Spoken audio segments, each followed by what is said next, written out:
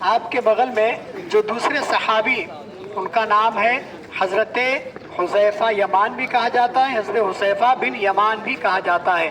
آپ کے والد گرامی جنگ احد میں، جب احد کا معرکہ ہوا تھا، غزوہ احد، اس میں شہید ہو گئے تھے، اور آپ کا گھر مدینہ شریف میں مسجد نبوی شریف سے کافی دور تھا، اس لیے آپ کی ماں جو تھی، والدہ جو تھی، صرف ظہر اور عصر کے لیے آپ کو بھیجتی تھی اور کہتی تھی کہ بھائی اب مغرب میں آپ ہمارے گھر پہ آ جاؤ، کیونکہ کافی دور ہے مسجد نبوی شریف، اور ماؤں کا دل آپ جانتے ہیں بڑا نازک ہوتا ہے کہ ان کا شوہر شہید ہو چکے تھے اور یہ بچہ کوئی حادثے کا شکار نہ ہو جائے، تو حفاظت کے طور پہ کہتی تھی خالی ظہر عصر وہاں رہو، باقی مغرب میں سیدھا گھر پہ آ جاؤ۔ اب کئی دن اسی طرح گزر گئے۔ ظہر کی نماز میں جہری قرأت تو ہوتی نہیں ہے، نماز جب پڑھتے ہیں آہستہ پڑھتے ہیں، لیکن فجر میں، مغرب میں اور عشاء میں جہری طور پر نماز پڑھی جاتی ہے۔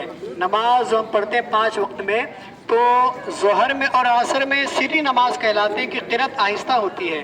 فجر میں، مغرب میں، عشاء میں جہر کے ساتھ نماز پڑھی جاتی، بلند آواز سے قرأت امام صاحب کرتے ہیں، نماز پڑھی جاتی ہے۔ تب آپ کو ایک خواہش تھی کہ میں بھی پیارے آقا صلی اللہ علیہ وسلم کی قرأت سماعت کروں، مغرب عشاء پڑھوں تاکہ مجھے بھی اور سکون ملے۔ تو ایک مرتبہ اپنی والدہ سے کہنے لگے کہ امی حضور، آج آپ اگر مجھے مغرب اور عشاء کی بھی اجازت دے دیں گی کہ میں اپنے آقا کی بارگاہ میں ان کے اقتداء میں مغرب عشاء پڑھوں، تو میں آج آپ کے لیے حضور سے دعا کراؤں گا۔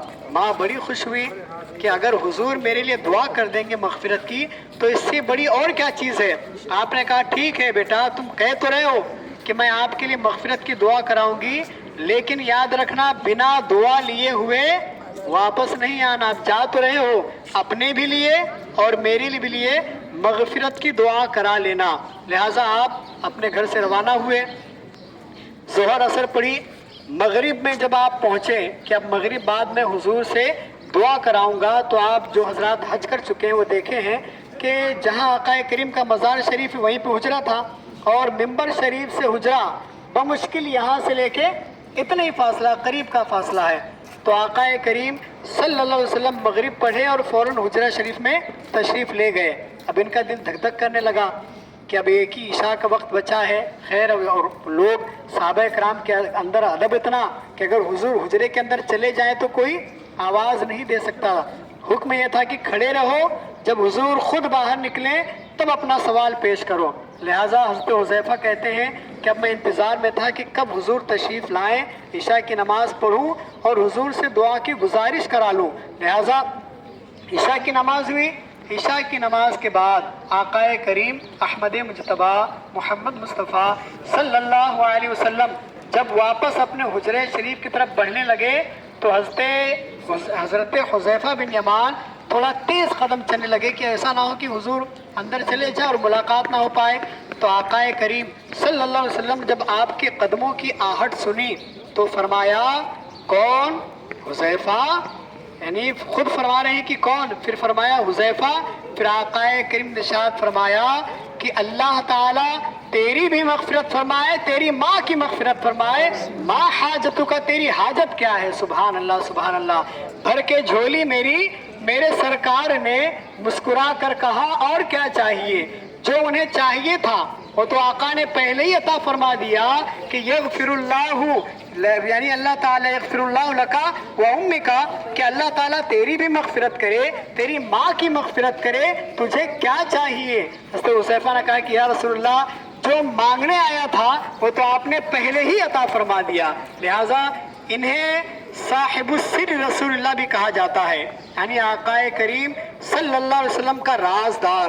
بہت سی ایسی راز کی باتیں تھیں جو آقا کریم صلی اللہ علیہ وسلم نے حضرت حذیفہ کو خاص عطا فرمائی تھی، بالخصوص کون کون منافق ہے ان کے تعلق سے حضرت حذیفہ بن یمان رضی اللہ تعالیٰ عنہ کو خبر تھی۔ آقا کریم صلی اللہ علیہ وسلم نے انہیں کئی راز کی باتیں بتائی تھیں، اس لیے آپ کو صاحب السر یعنی آقا کریم صلی اللہ علیہ وسلم کا رازدار کا لقب دیا، ان کو لقب دیا گیا کہ یہ آقا کریم صلی اللہ علیہ وسلم کے رازدار صحابی ہیں۔ کئی راز کی باتیں آپ کو آقا کریم نے عطا فرمائی۔ یہ سردیوں کا موسم ہے، سردیوں کے موسم ہی کا ایک واقعہ ہے، غزوہ خندق کا غالباً کہ سخت سردی کا موسم تھا. حضرت حذیفہ رضی اللہ تعالی عنہ ایک چادر اوڑھے تھے مگر سردی سے کانپ رہے تھے. اب اسی سخت سردی میں آقا کریم صلی اللہ علیہ وسلم نے کہا کہ اے حذیفہ جاؤ خندق پار کر کے دیکھو کہ جو لشکر کفار ہے ان کے اندر کیا معاملہ چل رہا ہے. صرف دیکھنا اور چلے ان کی باتیں سننا اور چلے آنا, کچھ رد عمل نہ کرنا. جب یہ وہاں پہنچے تو دیکھے کہ ابو سفیان, جب وہ آقا کریم فرمایا جانا اور کچھ رد عمل کا اظہار مت کرنا, بس سن کے دیکھ کے چلے آنا.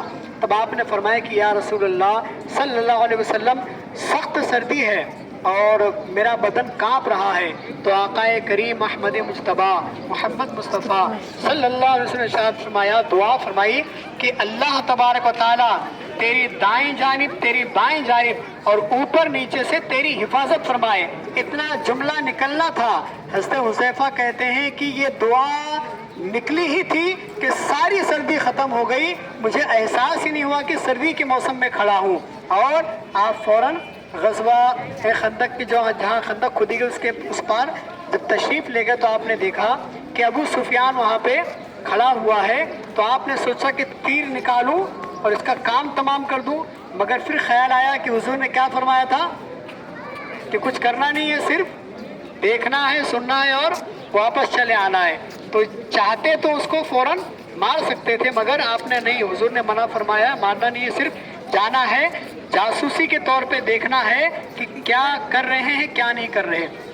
لہٰذا سردیوں کا موسم تو تھا, یہ لوگ اپنا اپنا چہرہ چھپا کے وہاں پہ تھے, یہ بھی چہرہ چھپا کے وہاں پہ ان کے لشکر میں شامل ہو گئے کہ کیا باتیں ہو رہی ہیں. ابو سفیان نے سب کو بلایا, کھڑا کیا اور کہا کہ پہلے سب ایک دوسرے کا ہاتھ پکڑ لو. اب وہاں جب سارے لوگوں نے ایک دوسرے کا ہاتھ پکڑا تو ایک دوسرے کا نام پوچھ رہے, تم کون ہو تم کون ہو. تو حضرت حذیفہ نے کیا کیا, اپنے آزو بازو والے سے پہلے پوچھ لیا تم کون ہو, اس سے کہا تم کون ہو. اور جب آزو بازو والے سے نام پوچھ لیا تو ان سے دوبارہ کوئی نام پوچھے گا کیا, بولے ہاں چلو ٹھیک ہے.